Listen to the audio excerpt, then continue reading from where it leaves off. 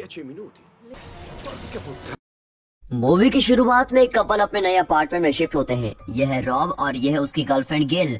Rob कोई box को अपने हाथ में पकड़कर कहता है, हे गेल, इस वाइन बॉक्स को कहाँ रखना है? और गेल कहती है, यहाँ पर रख दो ना। फिर रॉब कहता है कि इस घर का ओनर सारी चीजों को अपने साथ ले गया, लेकिन सिर्फ इस पुराने फ्रिज को यहाँ छोड़ के क्यों गया? वाह, ये तो बहुत सालों पुराना फ्रिज लग रहा है। नॉर्मली मोटर फ्रिज के नीचे फिट की होती है, लेकिन देखो इस फ्रिज का मोटर इसके ऊपर है। तब गेल कहती है, तुम फ्रिज की रिसर्च करना बंद करो और यहाँ आओ, हम वाइन ड्रिंक करते हैं। रॉब कहता है, क्या सिर्फ वाइन? वाइन को आइस क्यूब्स के बिना पीने में क्या मजा है? यहाँ इतनी बड़ी फ्रिज तो है, देखता हूँ कि इसके फ्रीजर में कुछ है कि नहीं। ये कहकर वो फ्रीजर को खोलता है और वो पूरा फ्रीजर आइस से भरा होता है। ऐसा लगता है कि उस फ्रीजर को कई सालों से खोला ही नहीं है। छोड़ो, हमें तो आइस क्यूब से मतलब है, कहकर वो वहाँ से कुछ आइस क्यूब निकालता है। फिर वो आइस क्यूब पर वाइन डालकर ड्रिंक करने लगते हैं और ड्रिंक करते समय रॉब अपने ग्लास में कोई अलग चीज को नोटिस करता है और वो कहते हैं, गेल देखो मेरे ग्लास में जो आइस क्यूब है उसमें कोई चीज नजर आ रही है। तब वो दोनों उसको बाहर निकाल कर देखते हैं, लेकिन उन्हें ठीक से दिखता नहीं। तब गेल एक मैग्नीफाइंग ग्लास लेकर आती है और वो दोनों उससे उस चीज को गौर से देखते हैं। तब देखते हैं कि वो एक हाथी है और वो मैमोथ नाम का हाथी है जो आइस एज के समय में रहा करता था। फिर गेल कहती है, मुझे लगता है कि ये एक छोटा मैमोथ टॉय है, हो सकता है इसे किसी ने पानी में डाल दिया हो और वो आइस के अंदर ही फ्रीज हो गया होगा। इस टॉय की डिजाइन तो देखो कितनी डिटेलिंग से बनाई गई है, शायद फ्रीजर में ऐसे और भी कई टॉयज होंगे, चलो चलकर देखते हैं। गेल उस फ्रीजर को ओपन करती है और फ्रीजर में रखी चीजों को हटाती है। फिर वो जब अंदर देखती है तो एकदम सरप्राइज हो जाती है और कहती है, हे रॉब यहाँ आओ, देखो। तब वहाँ देखकर रॉब को विश्वास ही नहीं होता, क्योंकि उनके फ्रीजर के अंदर एक छोटा सा गांव होता है जहाँ इंसान रहते हैं। वे वहाँ रहकर घर बनाते हैं और वहाँ काम भी कर रहे होते हैं। यानी उस फ्रिज के फ्रीजर में एक पूरी सिविलाइजेशन है, लेकिन उस दुनिया में रहने वाले लोगों के लिए समय बहुत ही तेज चल रहा होता है और वे सभी फास्ट मूव हो रहे होते हैं। अब रॉब और गेल सब देख रहे होते हैं। तब गेल कहती है, ऐसा होना तो पॉसिबल नहीं है। और रॉब कहता है, हाँ यार, हमारे फ्रीजर में एक छोटी सिटी है और इनके बने हुए घरों को देखकर मुझे लगता है कि ये लोग अब मेडिवल पीरियड में है, यानी मिड एज में होंगे। अगर अपने ईयर्स के हिसाब से देखा जाए तो इनके 500 या 1000 ईयर चल रहा होगा। अब रॉब की आइस क्यूब में जो मैमोथ मिला था वो एक टॉय नहीं बल्कि सच में एक मैमोथ है जो उनके फ्रीजर की दुनिया में रहा करता था।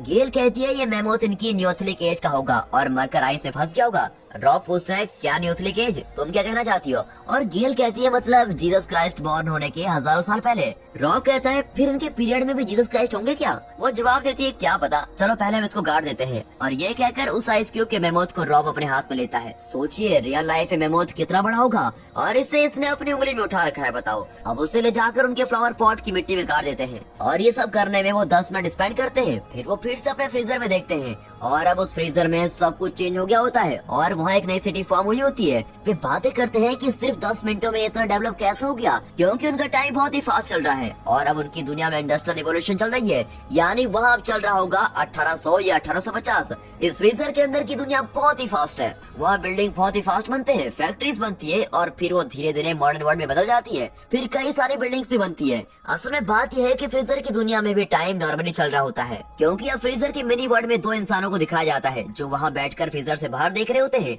और वहाँ से रॉब और गेल कुछ मूवमेंट्स के बिना स्टिल नजर आते हैं। मतलब उस मिनी वर्ल्ड के लोगों के लिए हमारी दुनिया बहुत ही स्लो है। अब उस मिनी वर्ल्ड में जो 2 इंसान बैठे हैं वो एक दूसरे से पूछते हैं कि ये दोनों कौन है, ये हमें कई सालों से ऐसे घूरते हुए देख रहे हैं। इस पर उसका दोस्त कहता है कि वो कौन है, इससे क्या फर्क पड़ता है, लेकिन उस लेडी के मुंह में ब्रोकली है, वो दिखने में बहुत ही गंदी लग रही है। खैर चलो हम अपना काम करते हैं, ये कहकर वो अपना काम करने में लग जाते हैं। अब रॉब और गेल फ्रीजर में देखते रहते हैं वो मिनी वर्ल्ड कैसे स्पीड से डेवलप हो रहा है। असल में अभी दिखाए गए 2 इंसानों के जन्म से लेकर उनके मरने तक के बीच का टाइम रॉब और गेल के लिए सिर्फ 1 सेकंड का समय था। अब वे देखते हैं कि उस मिनी वर्ल्ड में साल 2000, 2019, कोरोना ये सब वहाँ पर चल रहा होता है। फिर काफी हाई टावर्स बनते हैं और वो दोनों जो बिल्डिंग्स को देखते हैं उनकी हाइट्स बढ़ रही होती है और फिर वहाँ के लोगों का इवोल्यूशन का लेवल भी बढ़ता है। अब रॉब फ्रीजर के अंदर बड़ी ध्यान से देखता है, क्योंकि अब तक वहाँ जो चल रहा था वो सब हमारी दुनिया में ऑलरेडी हो चुका है, लेकिन इसके आगे जो उस मिनी वर्ल्ड में होने जा रहा है वो हमारा फ्यूचर है। इसलिए वो ध्यान से देखता है और समझ लेता है कि वहाँ कोई प्रॉब्लम चल रही है और अचानक एक न्यूक्लियर बम वहाँ ब्लास्ट होता है और उसका इम्पैक्ट उसे क्लोजली देखने वाले रॉब पर भी बढ़ता है और इससे वो फ्रीजर से दूर चला जाता है। इससे उसका चेहरा भी लाल हो जाता है। इसका मतलब है कि फ्यूचर में हमारे इवोल्यूशन के चलते एक न्यूक्लियर वॉर होने वाली है। अब उस फ्रीजर में बम ब्लास्ट होता है और गेल फ्रीजर को बंद कर देती है और कहती है, ये कैसे लोग हैं, लगता है ये हमसे भी ज्यादा बुरे लोग हैं। खैर तुम अपना चेहरा देखो कितना लाल हो गया है। और वो शीशे में अपना चेहरा देखकर हैरान हो जाता है। ठीक है चलो अब कुछ खा लेते हैं, ये कहकर वो डिनर करते हैं।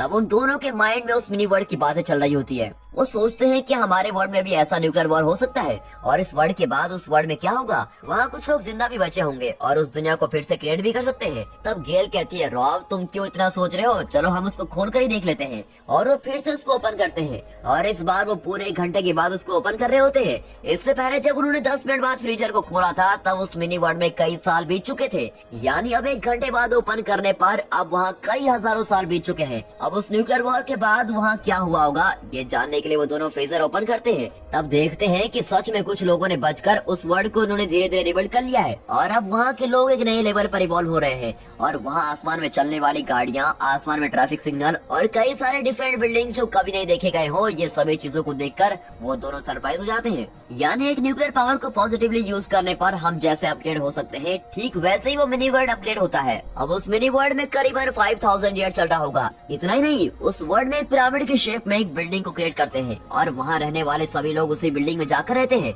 और इसी बिल्डिंग के चारों तरफ कई ब्रिजेस बांधे गए हैं और लोग उन्हीं ब्रिजेस से होकर उस बिल्डिंग में जाते हैं। फिर वहाँ कुछ पावरफुल वेव्स भी फॉर्म होती है। अब उस पिरामिड के अंदर कोई पावर क्रिएट होती है और सभी लोग उस पावर में बदल जाते हैं। फिर वो पिरामिड आसपास की सभी चीजों को सक कर लेता है और वो भी एक ब्लैक होल में बदल जाता है। फिर सडनली एक बिग बैंग ब्लास्ट होता है और इस ब्लास्ट से फ्रीजर के बाहर खड़े रॉब और गेल के चारों ओर कलरफुल लाइट्स क्रिएट होती है और ये बहुत ही खूबसूरत नजारा बनता है और रॉब और गेल इसको देखकर बहुत ही खुश होते हैं। फिर वो सभी लाइट्स फ्रीजर के अंदर चली जाती हैं और सब मिलकर एक एनर्जी फॉर्म होती है और झट से सब कुछ गायब हो जाता है। अब उनका फ्रीजर खाली हो जाता है। फिर रॉब कहता है, बस इतना ही। गेल तुम्हें क्या लगता है, क्या वो वापस आएंगे? और गेल कहती है, रॉब मुझे नहीं लगता कि वो वापस आएंगे। चलो कोई बात नहीं, हमने अपने फ्यूचर को देख लिया जो कोई इंसान अब तक नहीं देख पाया है। ये कहकर वो उस फ्रिज के वायर निकालकर सोने जाते हैं। अब अगले दिन सुबह उठकर कॉफी पीते समय वो दोनों भी यही सोचते हैं कि हमें फ्रिज को खोलकर देखना चाहिए। फिर उस फ्रीजर को ओपन करते ही दोनों खुश हो जाते हैं क्योंकि फ्रीजर में फिर से एक मिनी वर्ल्ड क्रिएट हुआ होता है। लेकिन अब जो देखते हैं वो काफी पास्ट का समय है, यानी वो समय जब धरती पर डायनासोर रहा करते थे